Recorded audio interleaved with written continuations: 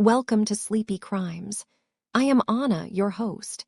Tonight, we drift into the shadows of the Hessdalen UFO research project. Imagine, if you will, a place where the earth and the sky seem to hold their breath in a shared, frozen secret. We are traveling to the central reaches of Norway, to a valley tucked away from the frantic pulse of the modern world. This is Hessdalen. It is a stretch of land roughly 15 kilometers long, carved into the landscape by the patient movement of the river Hesja. In the winter of 1981, this valley was a portrait of subarctic stillness.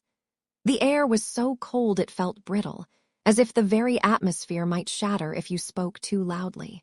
The snow lay deep and heavy, a vast white shroud that smoothed the jagged edges of the scrubby hills and the ancient, rocky peaks. The geography of Hessdalen is humble, yet it possesses a quiet, haunting beauty.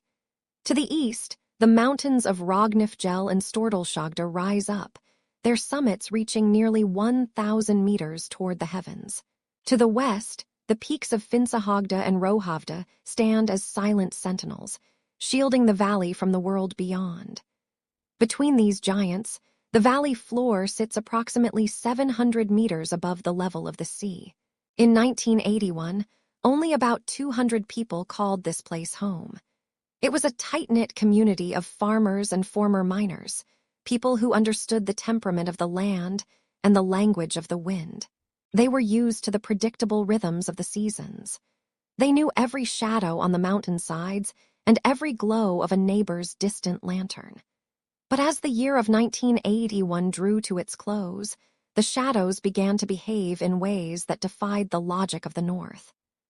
It was December, a month where the darkness is at its most heavy and all-consuming.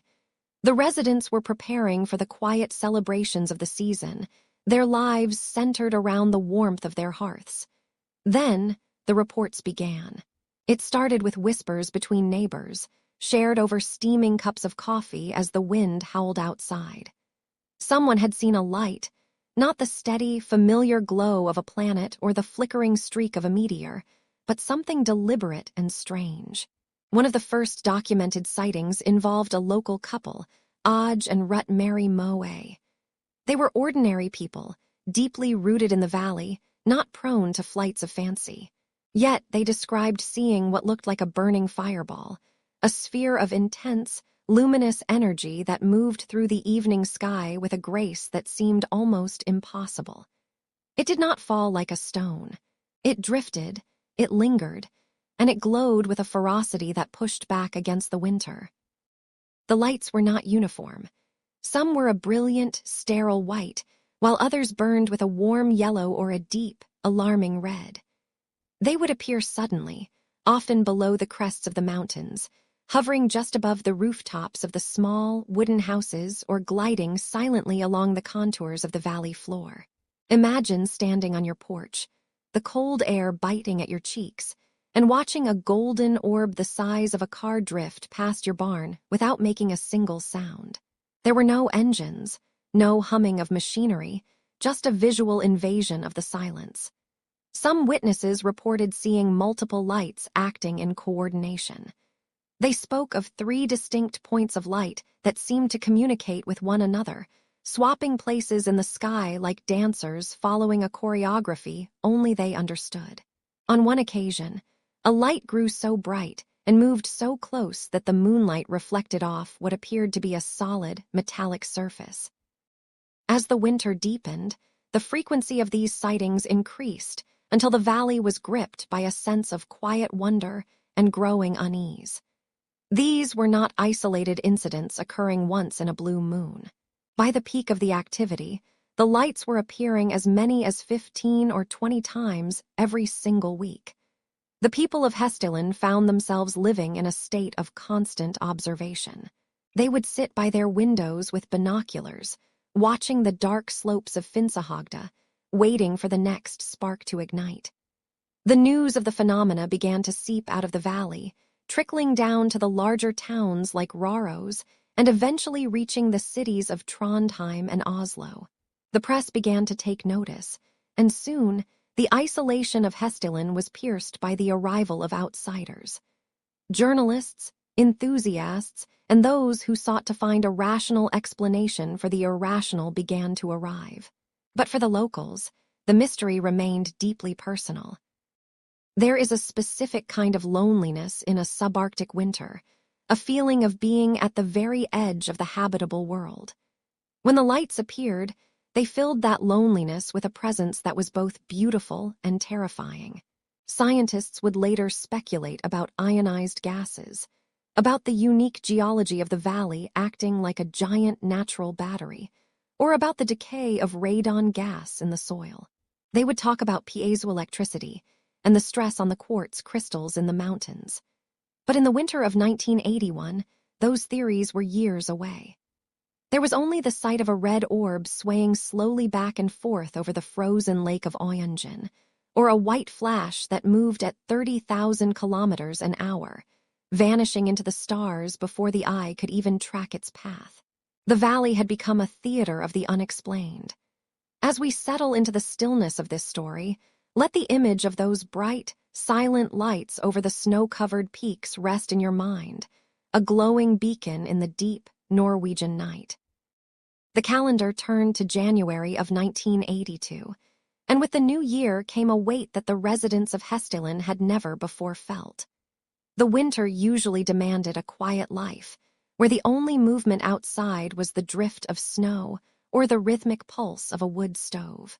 But as the weeks of early January unfolded, the silence of the valley was broken by a collective realization.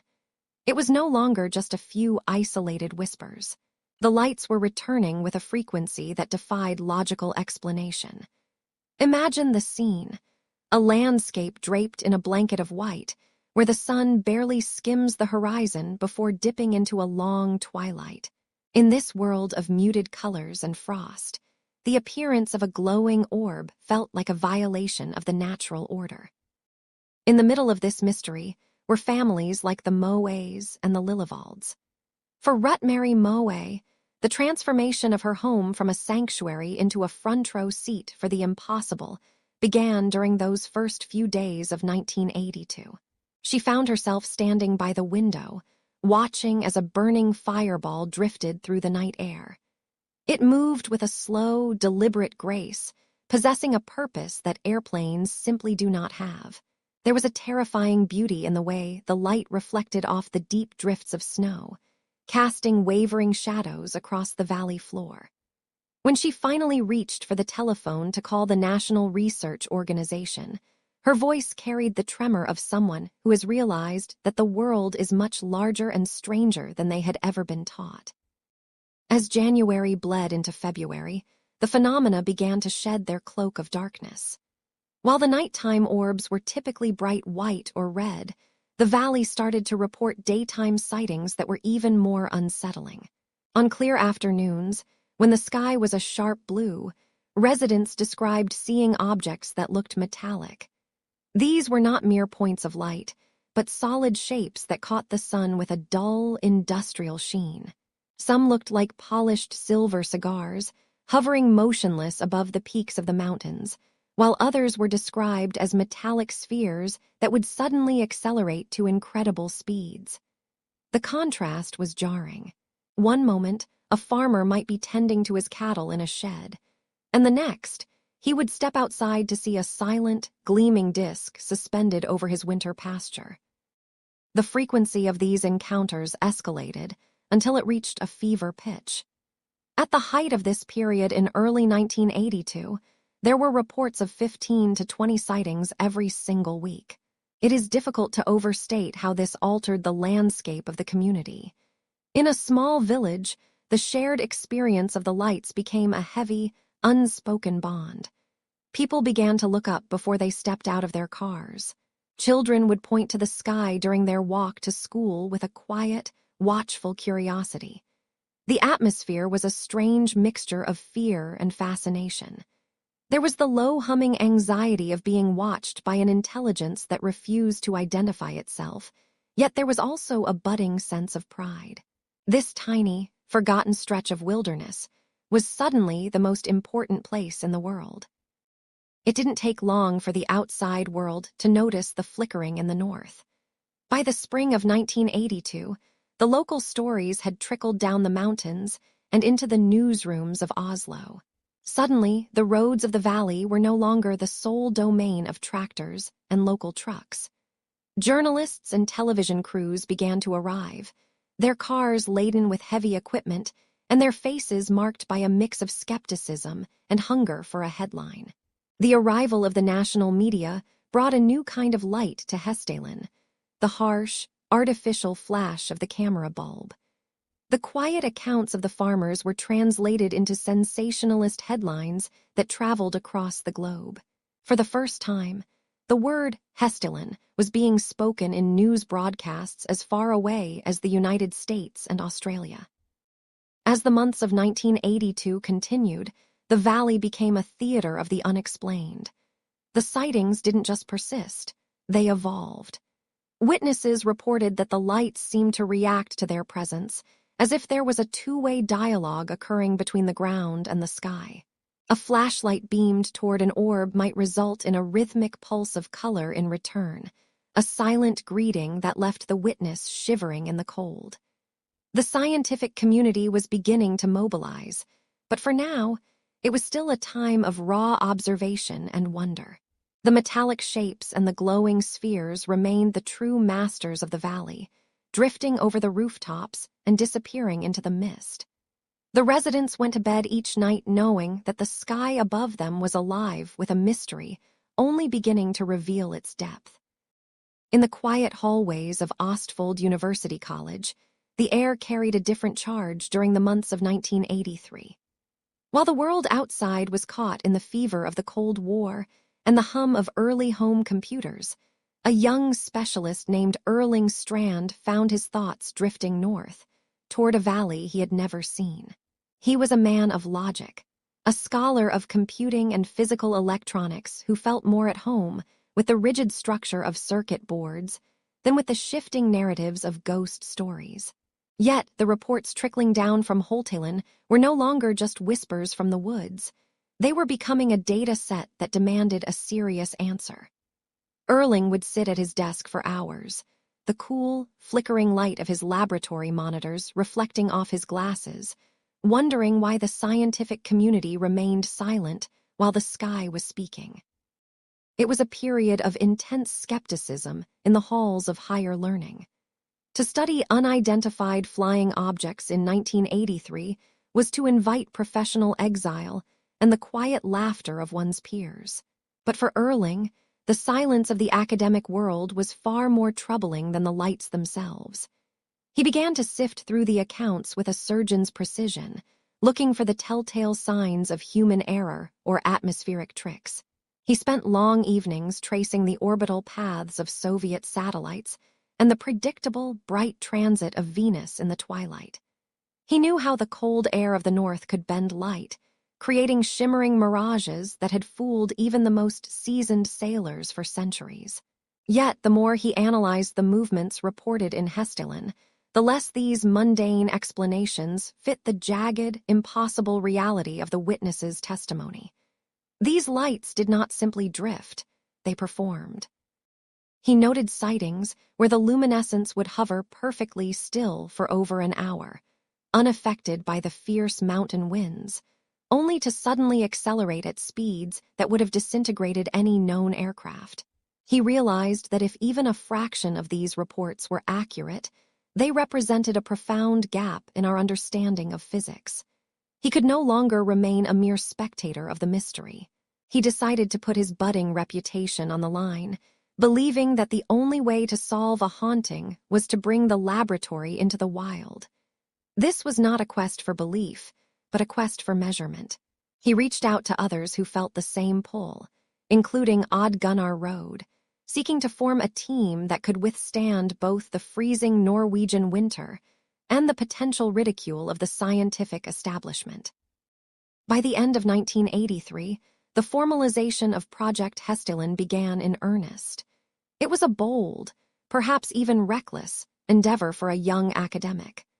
The plan was to establish a rigorous field study that would move beyond the limitations of amateur photography. Erling envisioned a mobile headquarters, a caravan packed with the sophisticated tools of the 20th century. I want you to imagine the interior of that small space, smelling of stale coffee and heated vacuum tubes, where the air was thick with the scent of ozone and expectation. They gathered a spectrum analyzer to break down the light into its chemical components, and a magnetometer to feel the invisible pull of the Earth's magnetic field. They even secured an Atlas 2000 radar, a heavy, gray machine designed to pierce through the thickest mountain fog. Each piece of equipment was a lantern, a way to translate the ethereal into the language of mathematics. The physical preparation was a symphony of mechanical clanking and heavy lifting. In the weeks leading up to their departure, Erling and his team calibrated their instruments with obsessive care. They checked the batteries for their Geiger counters, listening to the rhythmic click of the background radiation in a quiet room. They packed thousands of feet of Kodak black and white film, knowing that every frame could be the one to change history. There was a peculiar tension during those final days in Oslo, a sense that they were preparing for a siege against a ghost. As they finally hitched the research caravan to their vehicle and began the long, winding drive north toward the valley in January 1984, they were leaving the safety of the known world behind.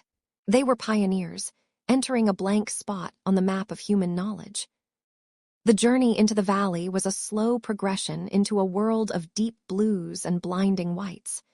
They arrived at the northern entrance of Hessdalen on the 21st of January, 1984, setting up their camp.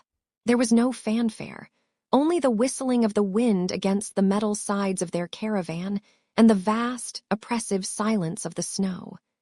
Erling stood in the cold, feeling the weight of the valley pressing in on him. For the next 5 weeks, they would wait in this frozen theater, their eyes glued to monitors and their ears tuned to the static of the universe. The call to science had been answered. As the travelers stood at the northern entrance, looking over the silent, frozen expanse of the valley, there was a collective breath held against the biting cold. But the journey into the mystery was not merely a physical trek. It was a conceptual awakening. In the months preceding their arrival, in the heat of June 1983, a different fire had been lit. It was a fire of the mind, a determination to move beyond the whispers and the folklore of the local farmers. The lights had become too frequent, appearing 20 times a week, flickering like ghosts against the dark Norwegian peaks. Erling Strand knew that the valley required more than just witnesses. It required a lens. This realization was the true entrance, the gateway from myth into the rigorous, unforgiving light of empirical study. The formation of Project Hessdalen began not in the snow, but in quiet rooms filled with the scent of strong coffee and the sound of rustling paper. It was a summer of intense collaboration. 3 distinct groups, UFO Norway, UFO Sweden, and the Association for Psychobiophysics, came together under a single canopy. They recognized that to be taken seriously by the wider scientific community, they had to stand apart from the sensationalism of the past. They formed a management team of 5 individuals, each bringing a specific discipline. They were like architects planning a cathedral in a wasteland, mapping out a structure that could withstand the skepticism of the academic world. There was a profound sense of duty, a shared understanding that if they did not document these lights now, the truth might vanish back into the stars. Their primary goal was deceptively simple: to gather scientific data. However, in 1983, the tools for such a task were not easily found in the cupboards of hobbyists. The volunteers were recruited from the ranks of students, engineers, and journalists, people who possessed a hunger for the unknown, but a respect for the tangible. This recruitment was a slow process, conducted through letters and long-distance telephone calls that crackled with the static of the era. Each volunteer was a vital thread in the tapestry. They were not looking for believers. They were looking for observers who could sit for hours in sub-zero temperatures, eyes fixed on the horizon, fingers ready to trigger a shutter. This was the birth of a citizen science movement, a grassroots effort fueled by curiosity and the quiet, persistent pulse of the valley. The gathering of resources was an exercise in patience. The project had no government grants or vast institutional endowments. Instead, they relied on the kindness of the Norwegian Defense Department, the Air Force, and local universities. Bit by bit, the arsenal of the unknown began to assemble. It was a collection of meager but honest tools: heavy radar units that hummed with a low, mechanical thrum, spectrometers that split light into secret components, and magnetometers designed to feel the invisible pull of the Earth. These instruments were often secondhand, carrying the weight of previous missions and the scratches of long use. Handling them required a certain reverence. They were the bridge between the human eye and the anomalous reality. Each piece of equipment was carefully packed into wooden crates, prepared for the journey into the deep silence of winter. Applying the scientific method to a phenomenon as elusive as the Hessdalen lights felt like trying to catch the wind in a net. Yet, the founders insisted on rigor. They established protocols that would turn a sighting into a measurement and a story into a data point. They drafted report forms with a meticulousness that bordered on the obsessive, ensuring that every angle and every duration was noted. This was the philosophical heart of the project, the belief that the unknown is merely the not yet measured. As the autumn of 1983 bled into winter, the structure solidified. The team prepared bulletins to be sent out to 3,300 households, turning the entire population into a collective sensor. They were preparing for a vigil that would last for weeks, a test of endurance against the backdrop of the hills.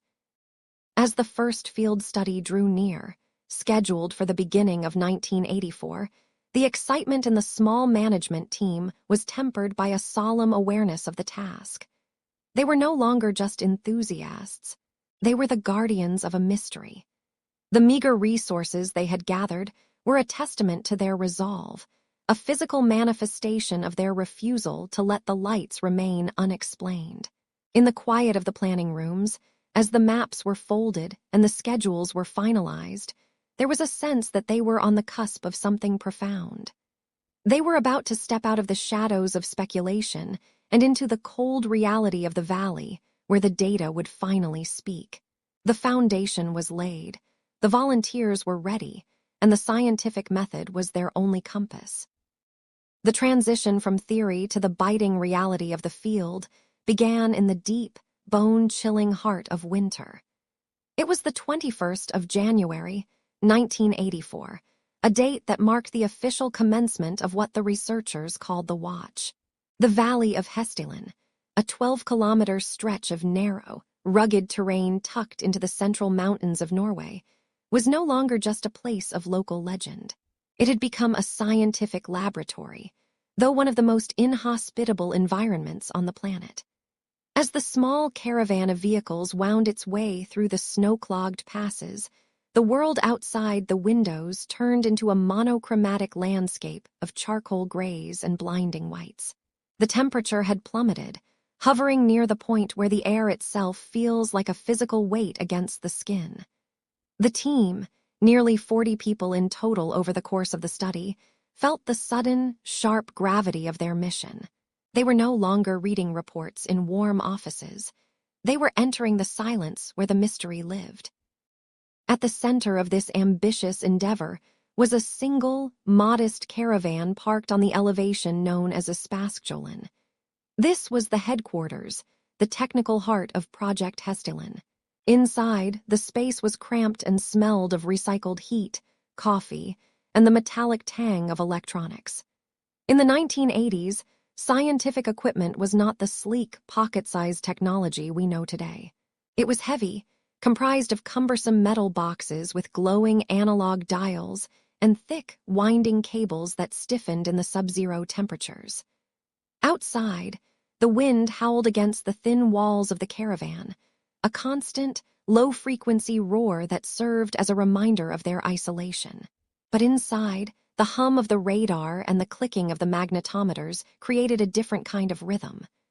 Erling Strand and his colleagues moved with deliberate slowness, their movements restricted by heavy wool layers and thick parkas.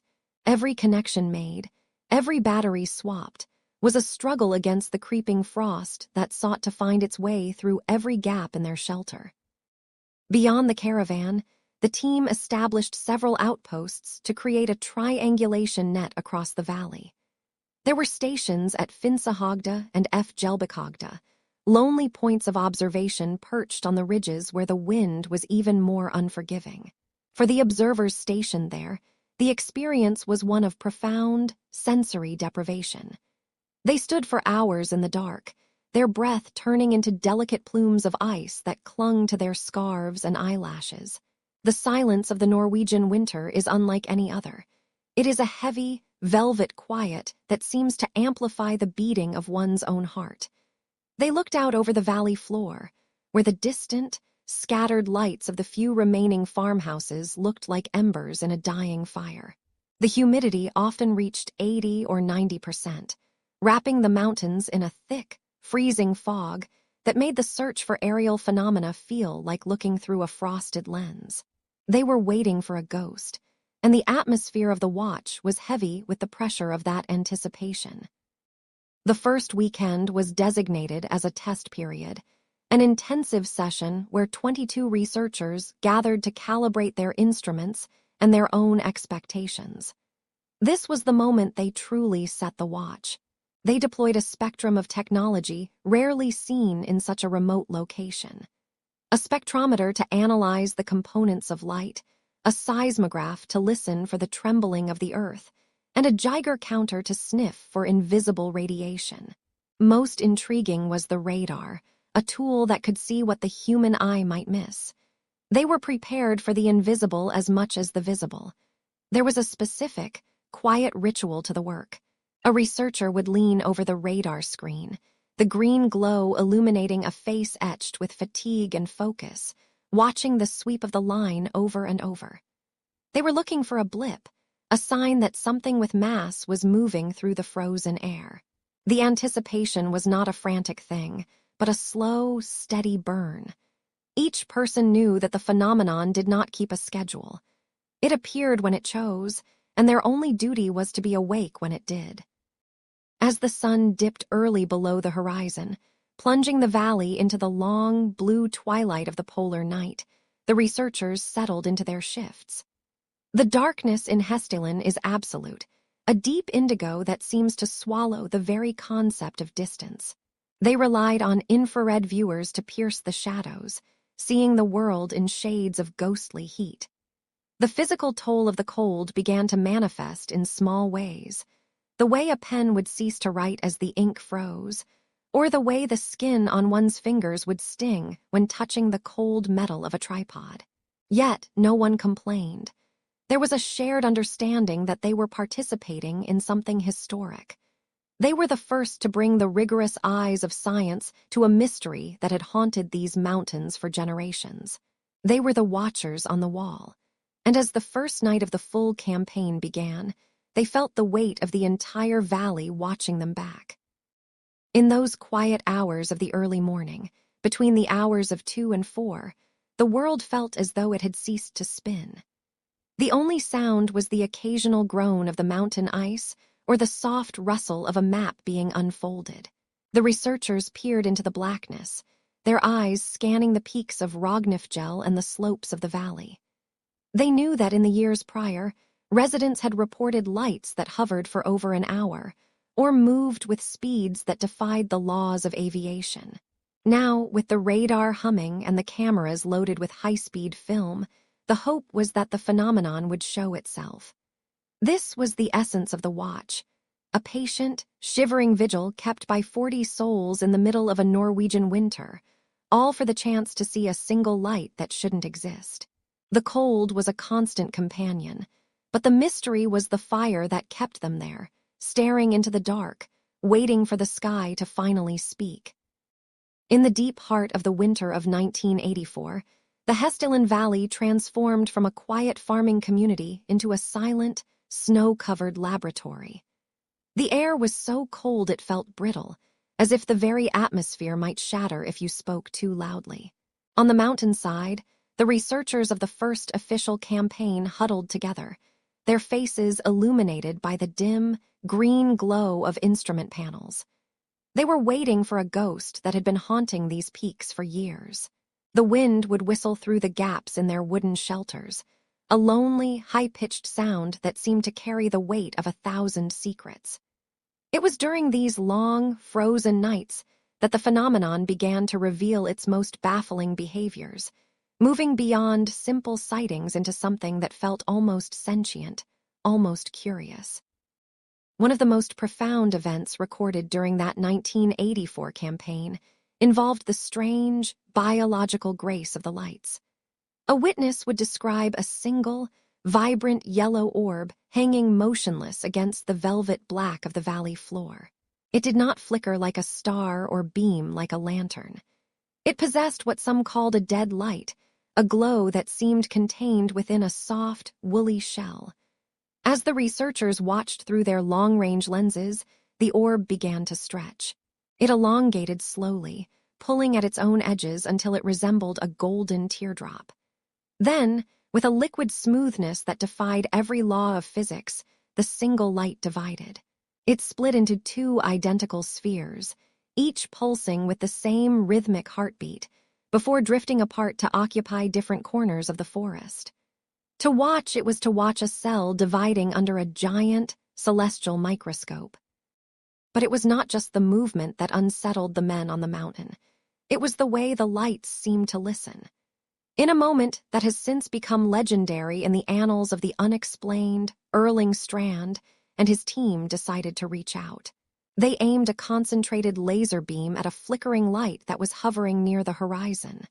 When the thin, red needle of the laser touched the phenomenon, the light did not vanish. It responded. The flashing frequency of the object suddenly doubled, accelerating its pulse in a rapid, rhythmic dance as if acknowledging the touch of the researchers. When they turned the laser off, the light returned to its slow, steady beat. They repeated this 8 times, and 8 times the light answered back. In that freezing silence, the researchers realized they were not just observers. They were participants in a silent conversation with an intelligence they could not begin to define. The speed of these manifestations was equally terrifying. There were moments when the radar would ping, catching a solid reflection of something moving through the valley at 30,000 kilometers an hour. To the human eye, these objects were often nothing more than a streak of blue or white, a momentary tear in the fabric of the night. One farmer, Bjarne Lillevald, stood on his porch and watched a cylinder-shaped object drift over the mountain ridge. It moved with a heavy, purposeful slow motion until, in the blink of an eye, it vanished into the stars at a velocity that should have produced a sonic boom that would have leveled the trees. Yet, there was never a sound. The valley remained wrapped in its blanket of snow, the only evidence of the impossible being the frantic needles of the magnetometers and the wide, unblinking eyes of the men who stood in the cold. There is a specific kind of loneliness that comes from seeing the impossible.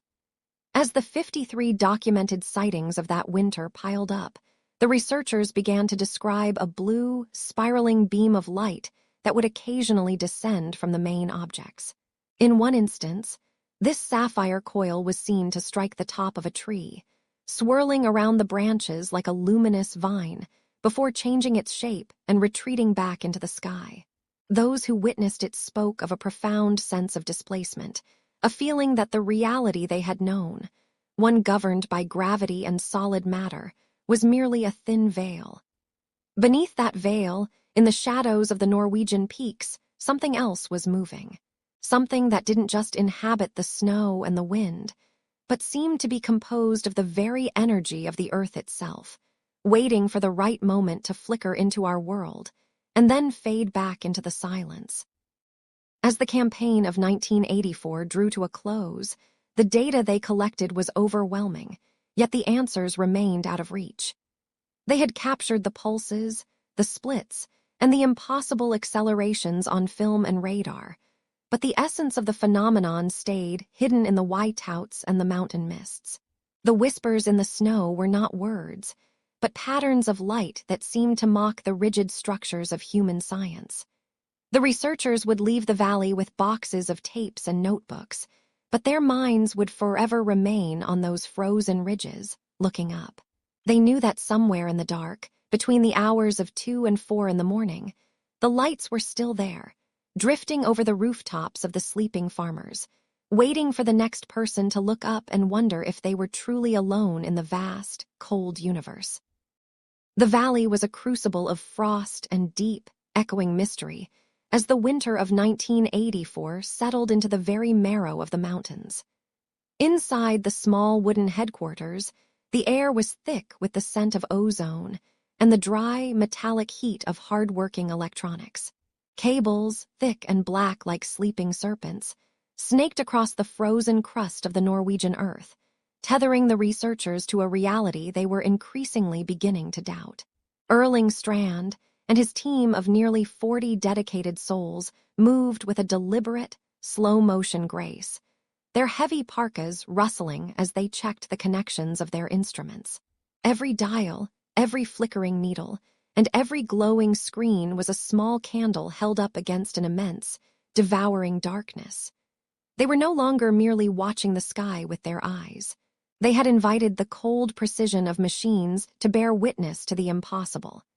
The hum of the equipment was a constant, low-frequency companion, a mechanical heartbeat that filled the silences between their whispered observations. It was a sound that felt both protective and invasive, a reminder that they were probing into a realm that perhaps did not wish to be measured. At the center of this technological web sat the primary sentinel, the Atlas 2000 X-band radar. Its screen was a deep, phosphorescent green, where a single luminous line swept in a steady, hypnotic circle over and over. Each rotation was a question asked of the empty air. The researchers would sit for hours, their faces bathed in that sickly, emerald light, watching the sweep of the radar beam as it moved past the static echoes of the mountain peaks. The mountains were solid, dependable ghosts on the screen, frozen in place for eons. But then, there would be a glitch, a sudden, sharp blip that defied the logic of the wind and the clouds. The radar was looking for mass, for something solid enough to bounce a radio wave back to the source. It was a search for the physical in a place that felt increasingly ethereal. When the radar found something, the tension in the room would tighten like a piano wire. They would hold their breath, eyes darting from the green screen to the dark window, searching for a corresponding light in the sky, but often the sky remained stubbornly, chillingly empty. This was the true chilling heart of the investigation. On 53 separate occasions during that winter campaign, the instruments recorded phenomena that left the human observers in a state of quiet, contemplative shock. The radar would lock onto a target, a clear and unmistakable return indicating a solid object moving through the valley. The needle of the recorder would dance across the paper, etching the signature of a physical presence. And yet, when the researchers turned their binoculars toward the coordinates, there was nothing. No glowing orb, no flickering torch, no metallic craft. Only the stars, cold and distant, and the black silhouettes of the pines. It was as if something was haunting the radar, a ghost made of metal or plasma that existed just outside the narrow band of light visible to the human eye. These invisible visitors suggested a presence that was always there, lurking in the infrared or the ultraviolet, watching the watchers from a spectrum they could not perceive. The hum of the radar became a warning, a mechanical voice telling them that they were never truly alone in the valley, even when the lights were out. The data that the Atlas radar returned was not merely strange, it was physically defiant. In one documented instance, a target was tracked moving at the impossible speed of 30,000 kilometers per hour. That is roughly 8,500 meters per second, or nearly 25 times the speed of sound. In the quiet of the Norwegian night, Such a speed should have produced a sonic boom that would have shattered the windows of every farmhouse in the region. It should have left a trail of ionized air and a thunderous roar that would echo for minutes. Instead, there was only the soft, rhythmic clicking of the recording pens and the gentle sigh of the wind through the valley. The object was there on the screen, a solid point of light racing toward the north, yet it was silent and unseen. It ignored the laws of friction and the limitations of the atmosphere. The researchers would look at the calculations, checking and rechecking the math, their fingers trembling slightly as they realized that whatever they were tracking was operating on a level of physics that made their most advanced machines look like primitive toys. Beside the radar, other instruments labored to capture the essence of these anomalies.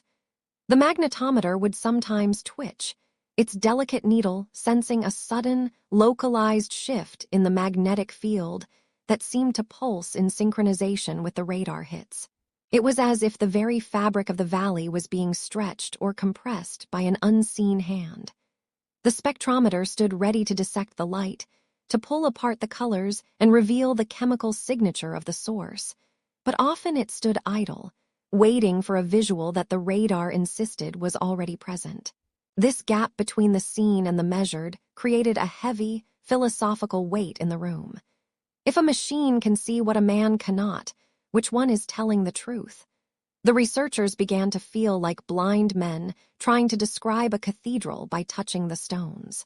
They could feel the texture of the mystery, the cold hardness of the data, but the grand design remained hidden in the shadows.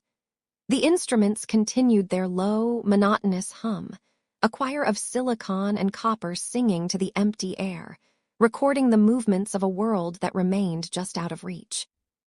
As the hours bled into days, the routine of the station became a ritual. The silence of the valley was so profound that the ticking of a wristwatch felt like a hammer blow. Outside, the temperature would drop to 20 or 30 degrees below zero, and the metal of the radar dish would groan as it contracted in the bite of the frost. Inside, the team would huddle around their coffee, eyes fixed on the green sweep of the Atlas 2000. They were waiting for that specific, sharp return that signaled the presence of the invisible. They were learning to listen to the machine's hum, to sense the subtle changes in the electrical buzz of the room that preceded a sighting. It was a symbiotic relationship between man and machine, both straining to comprehend a phenomenon that seemed to mock their efforts. The data was piling up, thousands of feet of magnetic tape and reams of graph paper, all documenting a physical presence that refused to show its face. They had the numbers, the speeds, and the coordinates, but as they stared into the darkness beyond the glass, they realized that they were measuring the footsteps of a giant they could not see, and the hum of the instruments was the only thing keeping the silence of the valley at bay. The silence of the valley was not a void, but a canvas. As the researchers of Project Hessdalen settled into their cold, metallic rhythm, the data began to whisper a story of its own. It was a story of taxonomy, a way to map the impossible. They did not just see lights, they saw distinct behaviors, families of luminescence that seemed to follow their own internal laws. This was the study of transient luminescence, a term that sounds clinical but feels like poetry when you are standing in the freezing dark of a Norwegian winter. The scientists began to categorize what they witnessed into three main groups, attempting to bring order to a phenomenon that defied every conventional rule of physics. They realized that the valley was not just a place where things happened, but a place where different kinds of things were living out their brief, bright lives. The most frequent visitors were the great yellow orbs. These were the giants of the valley, moving with a heavy, deliberate grace that suggested a weight far beyond what light should possess. Imagine a sphere of molten amber, the color of old honey or a harvest moon hanging low over the horizon. These yellow lights were the most enduring, sometimes choosing to hover in a single spot for over 2 hours, as if they were observing the observers. They did not flicker with the frantic energy of a fire.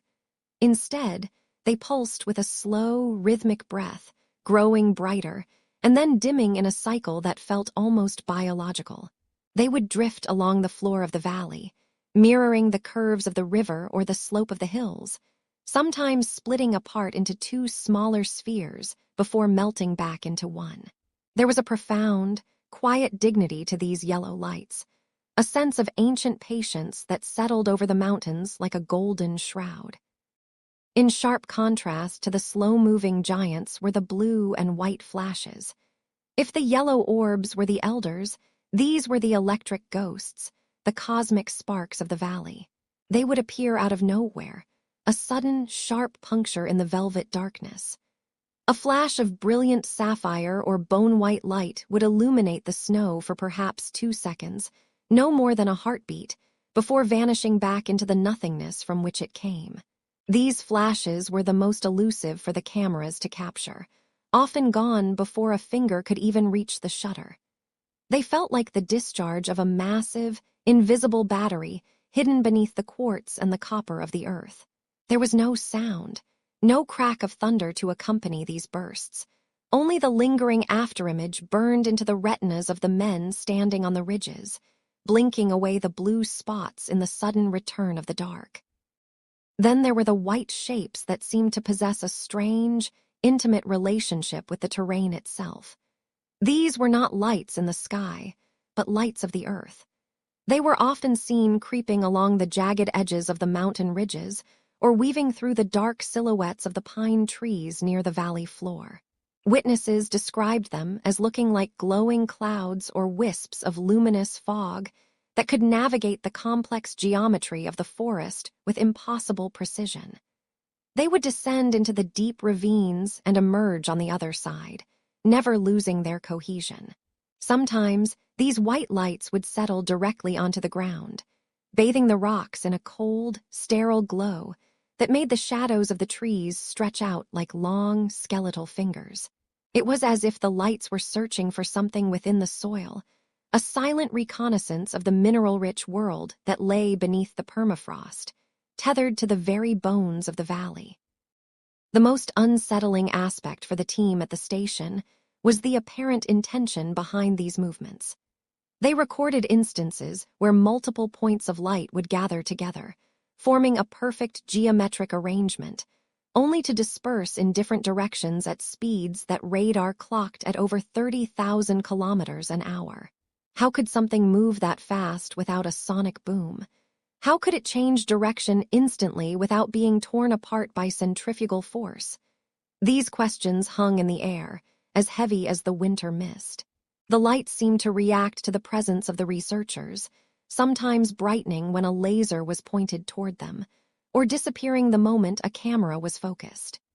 It was a game of cat and mouse played on a cosmic scale, where the mouse was made of light and the cat was a group of shivering men in parkas.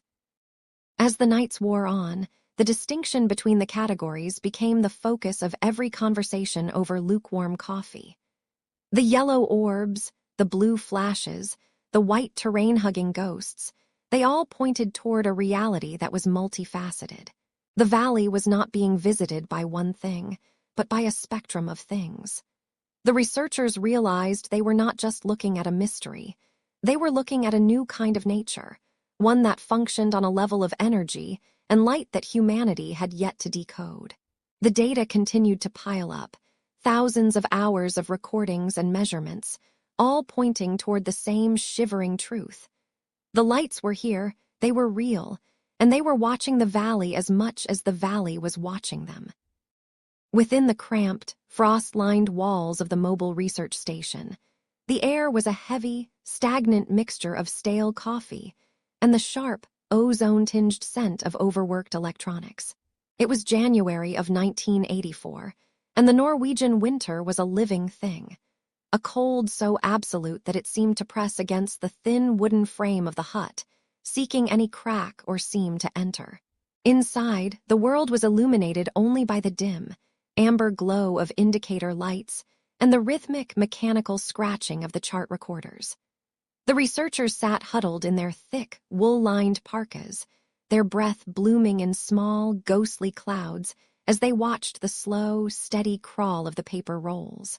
They had come to this remote valley to see the lights, but as the nights stretched into weeks, they realized that the most profound stories were being told not in the sky, but in the invisible currents flowing through the earth beneath their feet. Every piece of equipment was a silent witness, humming with a low-frequency vibration that seemed to harmonize with the frozen silence of the landscape outside. The centerpiece of their technical arsenal was the magnetometer, a delicate instrument designed to feel the unseen pulse of the planet. To the scientists, it was more than just a tool. It was an extension of their own senses, a way to touch the magnetic threads that weave through the valley floor. For days, the needle had traced a tranquil path, drawing a nearly straight line across the gridded paper, mirroring the ancient, steady heartbeat of the earth. It was a comforting monotony, a sign that the world was behaving according to the laws of physics they had spent their lives studying. They watched the ink flow, a thin, dark river marking the passage of time in a place where time felt as though it had frozen solid. But as the clock neared the middle of the night during one particular mission, the needle began to behave strangely. It didn't just vibrate, it shivered with a frantic, nervous energy, as if something were reaching out from the dark and plucking at the very fabric of the local magnetic field. Suddenly, the tranquil line was shattered.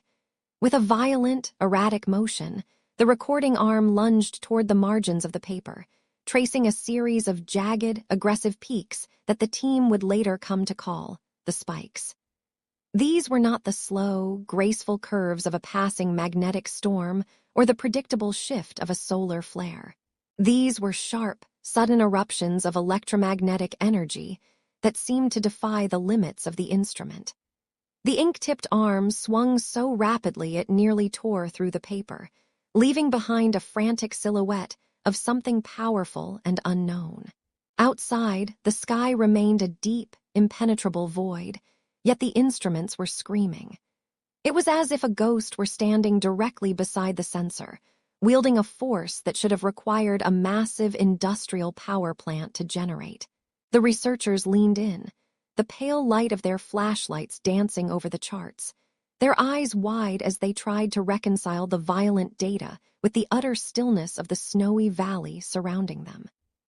The technical team was baffled, their usual confidence replaced by a quiet, contemplative unease. They checked the wires, tracing the cables through the snow to ensure no moisture had seeped into the connections. They tested the batteries, the grounding rods, and the shielded housings, searching for a mundane explanation for the magnetic chaos. But the equipment was perfect. The disturbance was real.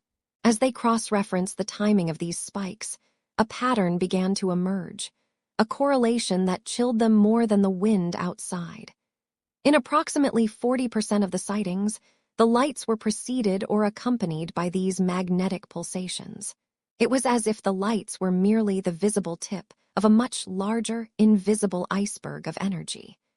The team realized they were no longer just tracking a visual anomaly. They were measuring a disruption in the very laws of the natural world. These spikes were like fingerprints left behind by a phantom, evidence of a physical presence that had no mass, no sound, and no reason to exist in the cold quiet of the Norwegian highlands.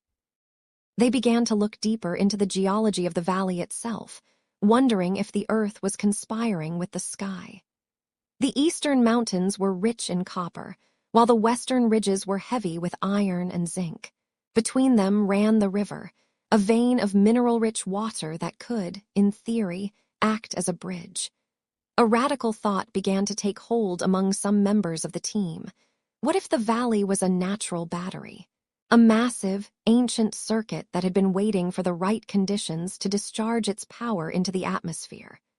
They spoke in hushed tones about the possibility of the Earth generating its own light, a slow release of geological tension that manifested as glowing orbs and magnetic storms.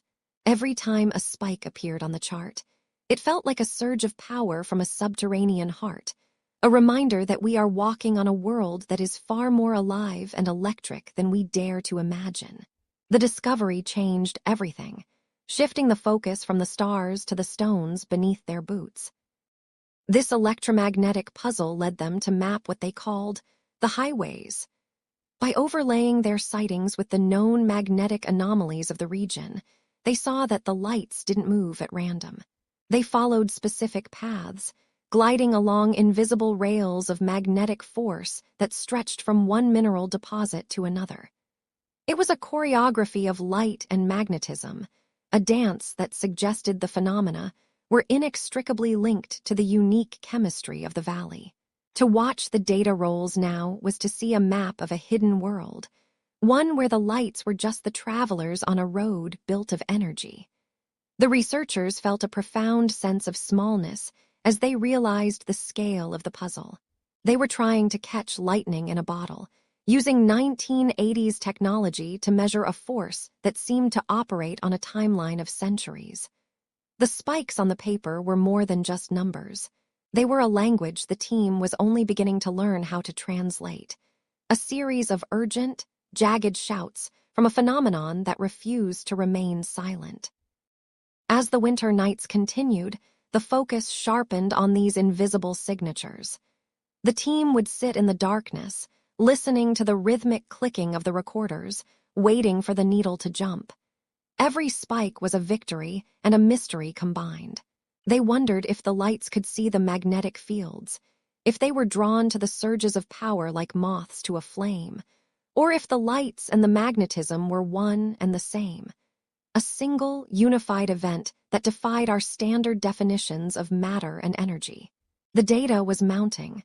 Thousands of feet of paper rolls filled with the jagged peaks and deep valleys of the electromagnetic disturbance. Yet the answer seemed to drift further away with every discovery. They were staring at the pulse of a ghost, a phantom energy that could bend the compass needle and set the radar screens alight with phantom targets. The valley was no longer just a place on a map.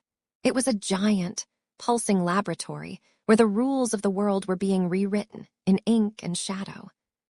As the winter nights of 1984 continued, the focus sharpened on these invisible signatures. The team would sit in the darkness, listening to the rhythmic click of the magnetometers and the low, steady hum of the spectrum analyzer. We were deep into the peak now. Between 1981 and 1984, the valley was a theater of the unexplained, with sightings occurring 15 to 20 times every single week. The data was piling up in thick, paper-bound folders, yet the more we measured, the more the core of the mystery seemed to pull away, like a phantom limb. The researchers, led by Erling Strand, were no longer just observers. They were investigators in a cold case where the suspect was a ball of light that refused to obey the known laws of physics. They spent 40 days and nights in the biting frost, documenting 53 distinct events, each one recorded with the clinical detachment of a laboratory experiment, yet each one leaving a heavy, lingering silence in its wake. The first task was the systematic elimination of the ordinary. In the world of aerial phenomena, the easiest answer is often the first one thrown at a mystery: swamp gas. The skeptics suggested that perhaps methane, rising from the valley floor and igniting, was creating these drifting orbs. But the researchers looked at the ground beneath their heavy boots. This was the subarctic heart of Norway. The earth was frozen solid, locked in a deep, permafrost grip that allowed no gas to seep through.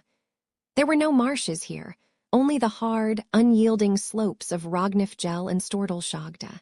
To suggest swamp gas was to ignore the reality of the landscape itself. The air was too thin, the temperature too low, and the movement of the lights too purposeful. They didn't just drift with the wind. They fought against it, darting across the valley at speeds the radar once clocked at 30,000 kilometers per hour. No pocket of gas could survive such a journey. When the earth failed to provide gas, the team turned to the rocks themselves. The geology of Hessdalen is a strange, metallic tapestry. On one side of the river, there are rich deposits of zinc and copper. On the other, iron and scandium. The valley floor acts almost like a giant, natural battery, with the river water serving as a weak electrolyte. There was a theory, elegant and grounded, that the stress of the mountains, the literal weight of the earth, was pressing down on the quartz crystals within the rock. This is the piezoelectric effect, where mechanical stress is converted into electrical discharge. They imagined the mountain itself sighing under the pressure, sending sparks into the atmosphere that ionized the air into glowing plasma. It was a beautiful thought, a way to bridge the gap between geology and the heavens. But when the seismograph was deployed, it remained hauntingly still. There were no local tremors, no tectonic shifts, no groaning of the crust. The mountains were silent, yet the lights continued their dance. Then came the dust. The valley had a long history of mining, and some suggested that microscopic particles of scandium and titanium were being kicked up into the atmosphere. Perhaps, in a complex chemical reaction we didn't fully understand, this dust was combusting in midair. The spectrum analysis did show traces of these elements, but it couldn't explain the structure of the phenomena. These weren't just burning clouds, they were geometric. In 1984, observers saw lights that seemed to have a solid core, orbs that would split into two and then merge back together with the grace of Mercury. Dust does not hold its shape. Dust does not respond to a laser beam. In one of the most famous moments of the project, a researcher aimed a small helium neon laser at a blinking light. The light responded. It doubled its blinking frequency as if acknowledging the touch of the beam. This was not chemistry. This was something that reacted. This was something that felt almost like a conversation. By the time 1985 arrived, a different kind of cold began to settle over the project. It wasn't just the weather, it was a psychological fatigue. During the second field investigation in January of that year, the lights grew shy. It was as if the presence of the instruments themselves had changed the behavior of the phenomena. In a moment of desperation, or perhaps intuitive brilliance, the team decided to split their time. For the first 2 weeks, they used every sensor they had. For the next 2, they removed the instruments entirely, sitting in the dark with only their eyes and their notebooks. They wanted to see if the mystery preferred an audience that wasn't trying to dissect it. The frustration was immense. When the cameras were ready, the sky was empty. When the film was being changed, a brilliant orb would crest the ridge. The researchers began to talk about the instrument-shy nature of the valley, a phrase that carried the weight of their growing sense that they were being toyed with. This was the era of false leads and cold trails. Every time a natural explanation seemed to fit, the data would present a contradiction that tore it apart. If it was plasma, it lasted too long. If it was a mirage, it shouldn't show up on radar. If it was electricity from the rocks, the seismograph should have been screaming. The researchers were left in a limbo of almost. They were close enough to touch the mystery, but it remained as untouchable as a reflection on water. As the mid-80s drew to a close, the frequency of the lights began to dwindle, dropping from 20 times a week to 20 times a year. The high-energy peak was fading, leaving the team with mountains of data but very few answers. They had ruled out the mundane, but in doing so, they were left staring into a void that only the truly strange could fill. The valley was returning to its quiet, snowy self, keeping its secrets buried deep beneath the gabbro and the quartz, waiting for a new generation to come and listen to its silence. The late 1990s arrived in the Hessdalen Valley not with a roar, but with a quiet, steady transformation. The era of the lone observer, standing on a wind-swept ridge with a handheld camera and a thermos of coffee, was beginning to evolve into something far more intricate. The valley was no longer just a local mystery or a folkloric curiosity whispered about in the kitchens of Hessdalen. It had become a destination for the global scientific mind. There is a specific kind of stillness that settles over a research site in the hours before the equipment is powered on. You can feel the weight of expectation hanging in the air, a tension between the ancient, craggy peaks and the modern, gleaming instruments designed to peer into their secrets. As the decade progressed, this tension fueled a new sense of purpose and an international gaze that sought to bridge the gap between the inexplicable and the measurable. In August of 1998, the Valley witnessed the birth of a partnership that would redefine its place in history. It was the year of the Embla Project, a collaboration that stretched across the European continent, connecting the cold, crystalline air of Norway with the intellectual heat of Italy. Researchers from the National Research Council in Medicina, near Bologna, began to arrive, bringing with them a legacy of radio astronomy and a hunger for data. These were scientists accustomed to listening to the whispers of distant pulsars and the faint echoes of the early universe. Now they were turning their attention toward the low-lying mists of the Hessdalen Valley. There was a poetic contrast in their arrival, the rhythmic, melodic cadence of Italian voices mingling with the sharp, staccato sounds of the Norwegian tongue, all united by a single, glowing objective. They brought with them what many referred to as the international eye. This was not a single telescope, but a sophisticated network of sensors and optical arrays that promised to leave nothing to chance. At the heart of this expansion was the establishment of the first fully autonomous monitoring station, often affectionately called the Blue Box. Imagine a rugged, weather-beaten container perched on the mountainside, its blue paint reflecting the bruised purple of the twilight sky. Inside this small, humming sanctuary, computers worked tirelessly, 24 hours a day, 7 days a week. They were the silent sentinels of the valley, programmed to wake up the moment the darkness was breached by an anomalous glow. The sensors were designed to capture more than just a blurry image. They were built to record the heartbeat of the phenomenon itself, measuring magnetic fluctuations and radio emissions that the human eye could never perceive. The most significant leap forward during this period was the integration of spectroscopy. To a casual observer, a light in the sky is simply a light, a point of brilliance against the black. But to the Italian and Norwegian team, light was a language, a complex code written in the colors of the rainbow. They began to use specialized gratings and high-resolution cameras to break the lights apart, spreading their glow into a spectrum of thin, vibrant lines. By studying these lines, they could determine the temperature of the light, its energy source, and most importantly, the chemical elements contained within its core.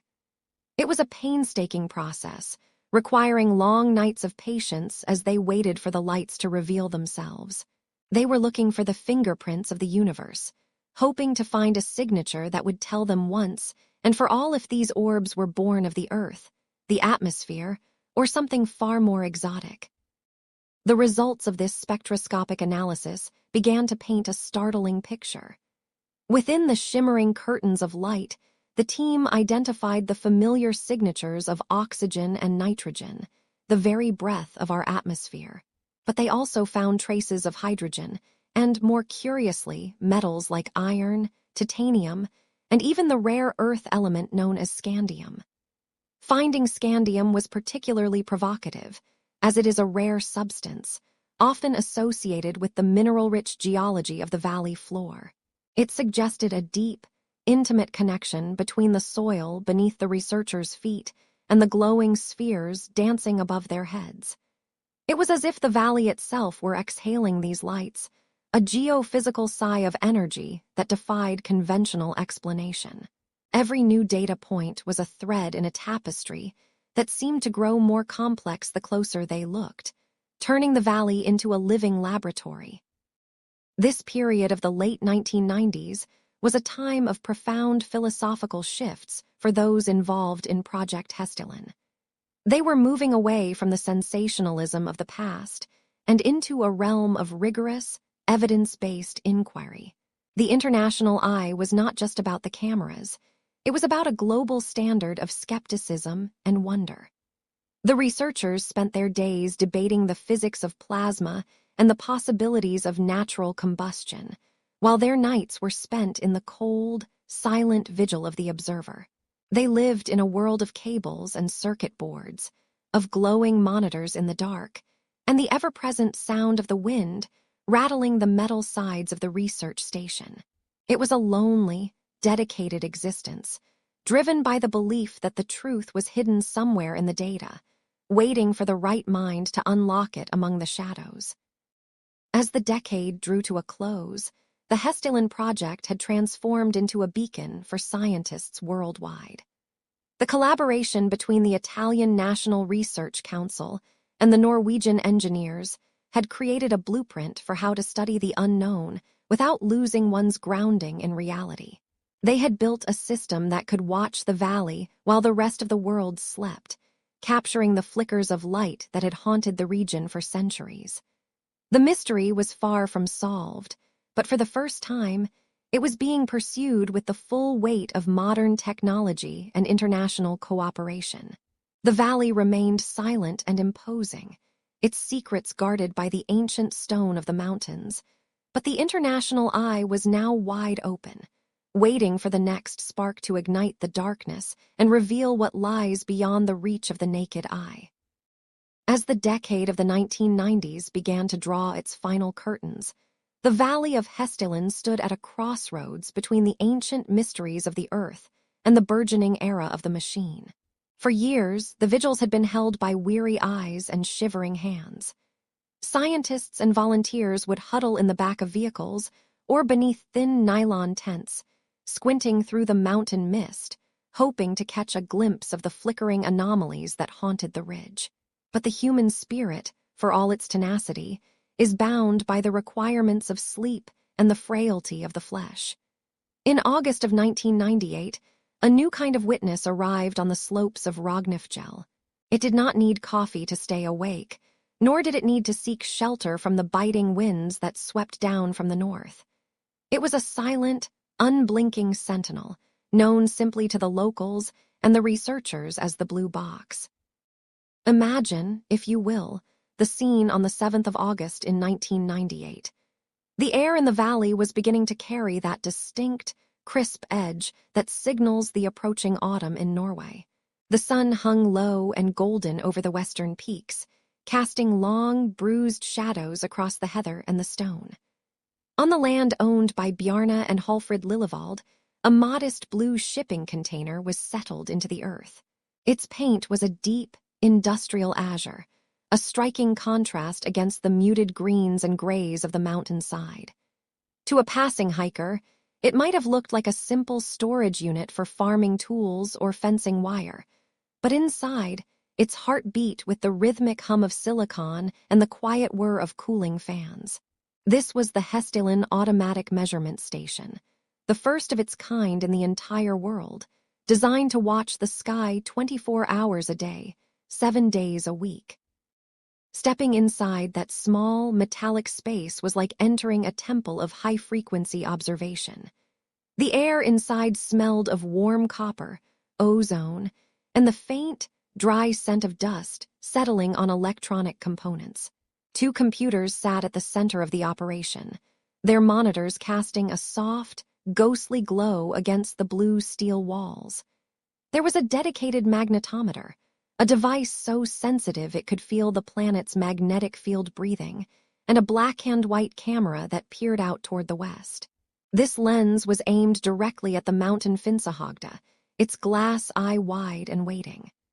Every second, the computers would analyze the video feed, scanning the pixels for anything that didn't belong: a sudden flash, a hovering orb, or a streak of light that moved with a speed no airplane could ever hope to achieve. The beauty of the blue box lay in its absolute impartiality. A human observer might be distracted by the rustle of a nearby reindeer or the sudden chill of a damp fog, but the machine remained steadfast. It did not suffer from the pareidolia that often tricks the human mind into seeing patterns where none exist. It recorded the data in cold, hard numbers, translated into binary sequences that would eventually travel across the early threads of the internet to the Ostfold University College. For Erling Strand and his team of students, this was a monumental leap forward. They had successfully built a bridge between the physical world of the valley and the digital world of the laboratory. The installation was a quiet affair, marked not by grand speeches, but by the meticulous tightening of bolts and the careful routing of cables that looked like dark, tangled veins against the floor of the container. In those first few days of operation in August of 1998, the valley seemed to hold its breath. The local residents, who had grown used to the sight of researchers with binoculars and tripods, now looked up at the ridge and saw only the blue silhouette of the station. It felt as though the mystery was being challenged by the very best of human ingenuity. The radar system within the box worked in tandem with the cameras, casting out invisible nets of radio waves to catch the echoes of the unknown. If the radar felt a presence that the camera could not see, the system would still trigger, capturing the invisible movements of the phenomena. It was a layered defense against the shadows, a way to ensure that nothing, whether visible to our eyes or hidden in the spectrum of the infrared, could pass through the valley without leaving a trace. As the sun finally set on that first day of full automation, the blue box began its vigil in earnest. The temperature outside dropped, the wind picked up, and the stars began to poke through the darkening canopy of the sky. Inside the blue walls, the magnetic needles flickered, and the videotape turned with a soft, hypnotic click. The researchers had returned to their homes, leaving the mountain to the machines. It was a profound shift in the history of the project. No longer was the study of the Hessdalen Lights a series of scattered expeditions. It had become a permanent, living dialogue with the landscape. The blue box was now part of the mountain itself, a crystalline witness to the wonders that occur when the rest of the world is tucked away in the safety of their beds, dreaming of things far less strange than the reality of the Norwegian night. The 21st century arrived in Hessdalen not with a grand revelation, but with the steady, rhythmic heartbeat of technology. The blue box, that lonely sentinel established in 1998, continued its silent watch as the calendar turned. It was no longer a temporary experiment, but a permanent fixture of the landscape, its lenses and sensors becoming as much a part of the valley as the birch trees and the jagged ridgelines. For decades, the project has stood as a testament to human curiosity, a small pocket of persistent questioning in a world that often demands immediate answers. The researchers, led by the tireless spirits of Erling Strand and Bjorn Gittel Hodge, have transitioned into a new era of citizen science, where the hunt for the light is fueled by the passion of volunteers and the modest contributions of a global community. They watch the screens in the dead of winter, when the Norwegian nights are long and the air is so cold it feels brittle, waiting for a flicker that defies the known laws of the sky. One of the most grounding theories to emerge in recent years suggests that the valley itself is a colossal, living machine. Imagine for a moment the earth beneath the frost. To the west, the mountains are rich in iron and zinc. To the east, the slopes are heavy with copper. Between them flows the river Hesja, a winding ribbon of water that carries a secret. Because of the abandoned sulfur mines scattered through the hills, the river is often tinged with sulfuric acid, turning the entire valley into a geological battery. In this model, the two sides of the valley act as electrodes, an anode and a cathode, while the acidic river serves as the electrolyte.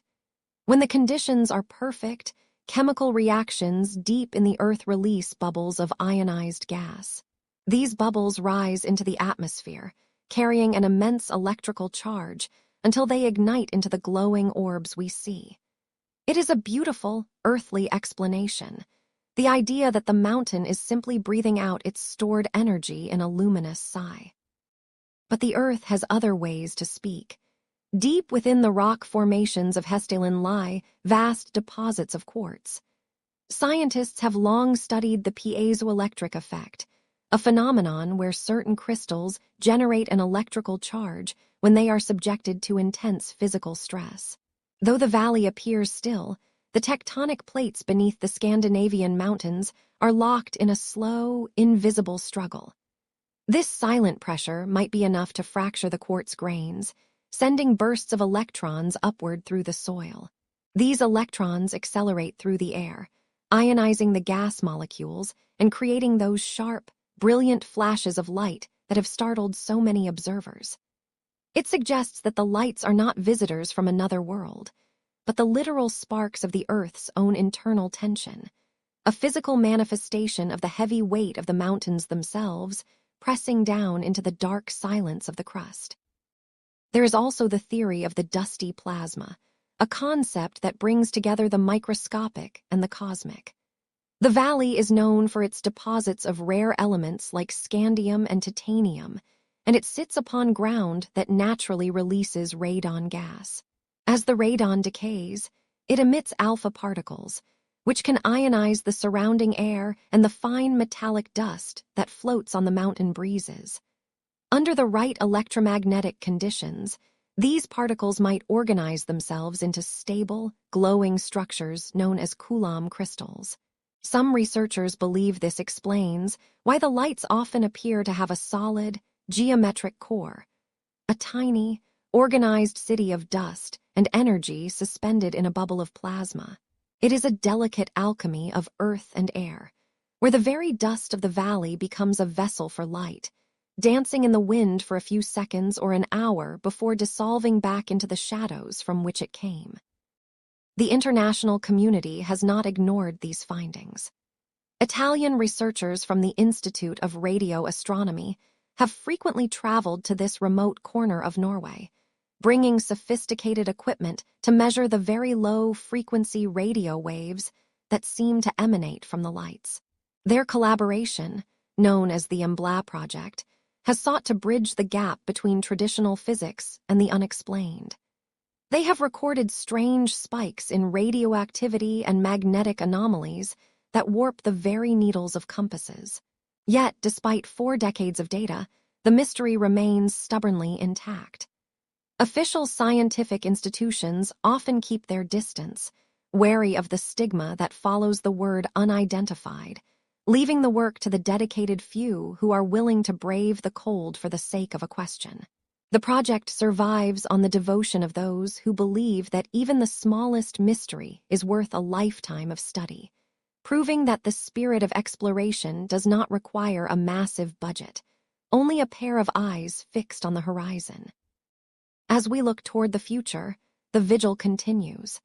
There are plans for a summit in 2026, where new methods of detection will be discussed, and new generations of students will ascend the mountains to take part in the annual science camps. They will sit on the same ridges where their predecessors sat in 1984, looking out over the 12-kilometer stretch of the valley where the lights most often appear. They will see the same stars and breathe the same crisp, pine-scented air.